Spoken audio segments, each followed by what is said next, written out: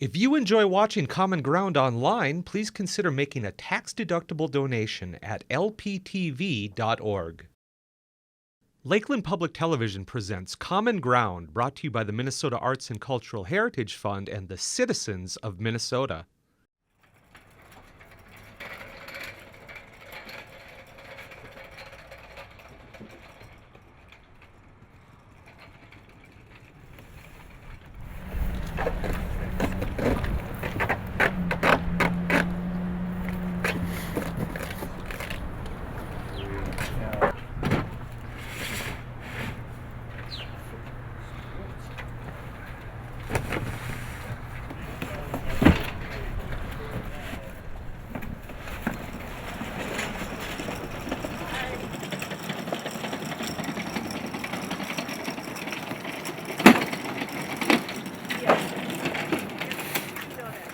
I think the draw for vinyl is we live in a digital age. There's a lot that's not tangible anymore, and vinyl is a tangible thing that you can look at and feel and see, and it just brings up something that doesn't really convey on your cell phone. If you're looking at a vinyl versus a cell phone screen or a CD even, there's a different connection. I'm Kari Hedlund, the music director for Northern Community Radio. We are downtown Bemidji at Brigid's Pub. It's National Record Store Day, and we are celebrating with our own record store sale featuring used vinyl, CDs, and we're going to be having live music and vinyl being spun throughout the whole day. We are an independent radio station in northern Minnesota, and we are big supporters of local musicians and local arts. And Record Store Day features support of independent brick and mortar type organizations and businesses. And we did not have any in our listening area that celebrate Record Store Day with live music and just the whole offerings that Record Store Day does. So we thought that would be a really fun fundraiser for the station, as well as fit in with our theme of building community in northern Minnesota, featuring local musicians, celebrating the arts by selling great music and great vinyl to a wide array of people. A small portion came from our original KAXE library, but that's a very small portion of what we have here today. The rest all came on donation from listeners and people in the area.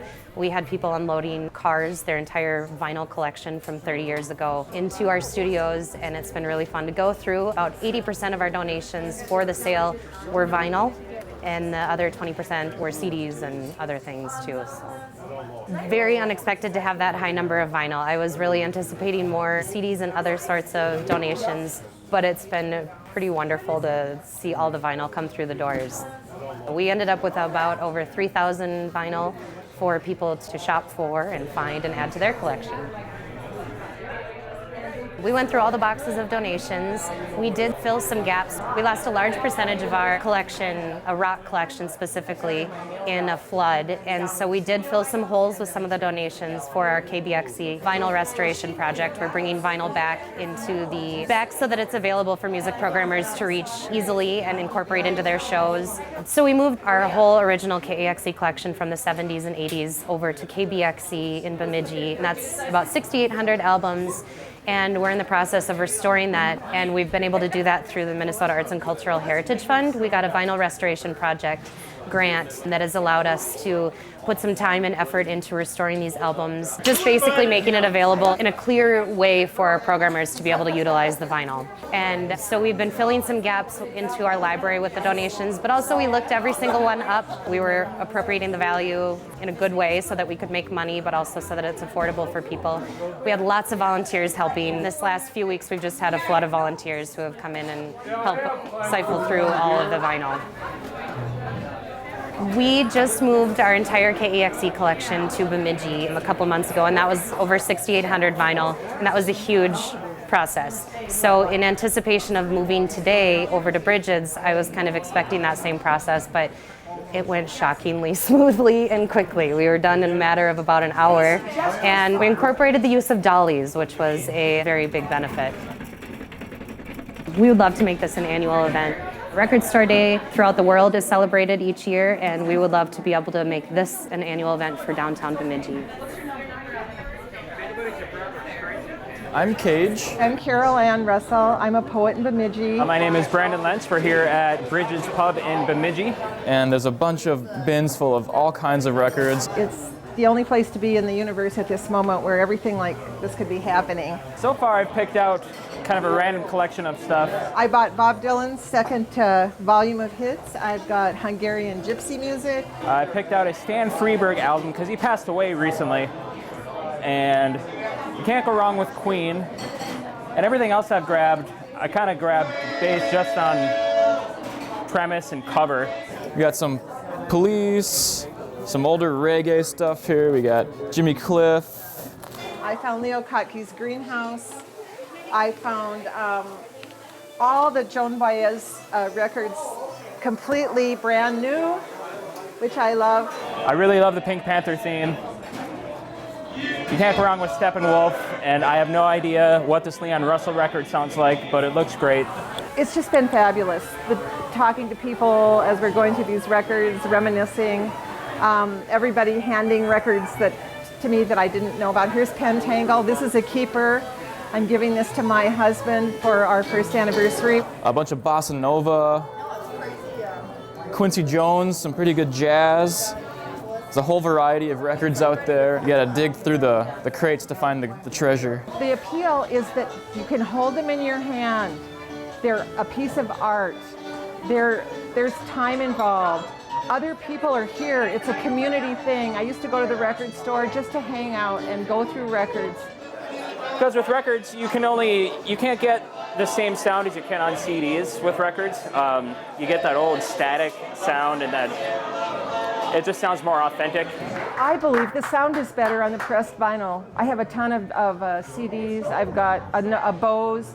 I still hear better things with the pressed vinyl. You can put it on your record player and it kind of takes you back to an older time where you can put the piece of artwork up on the shelf while you're listening to the record, and sometimes they're not perfect. You get a scratch or a hiss here and there, and I think that makes it a bit more authentic.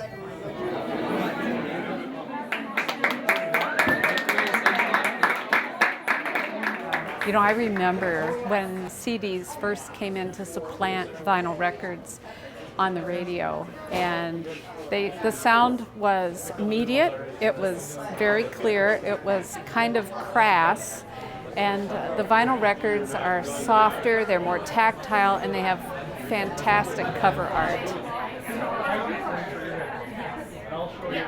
I'm Maggie Montgomery. I'm General Manager of Northern Community Radio. We're at Brigid's Pub right now, and what's going on is Record Store Day, which is part of our Northern Community Radio vinyl restoration project. We have been celebrating Record Store Day for a couple years just on the radio and talking about it. It's all about rediscovering old vinyl and uncovering new vinyl records. And we had a bunch of vinyl that grew up with our station since 1976 that had been in storage for, 10 years. And our music director, Kari, helped us move all of that out, and we are in the process of restoring the vinyl and uncovering the history of the sound of the station from the past, and this is just part of that. This is going to help us with that project. We're raising some money to help do what needs to be done to restore our vinyl collection.